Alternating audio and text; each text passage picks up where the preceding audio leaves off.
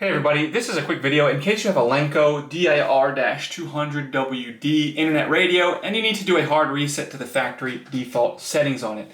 Now there's one of two reasons you're going to want to do this. The first one is troubleshooting.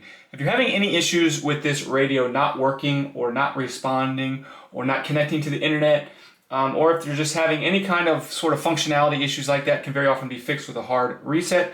Now you're going to need to set everything up again because everything is going to be wiped off of it, all of your presets, all of your connections and everything like that. But if you want to go ahead and do that, it's really simple to do on here, and that's really the second reason you might want to do that. If you're just trying to get this back to the way it was when it was new, we can just go ahead and wipe everything off of it and go ahead and do that. So all we need to do is we're just going to hit the menu button here with it turned on. We're going to hit the menu button. We're going to get some different menu items here that we can toggle through and choose from.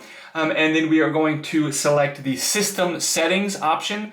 And then from system settings option, we can just toggle through to factory reset. Once you hit factory reset, then you can just confirm that and everything will be reset back to the way it was when it came out of the box.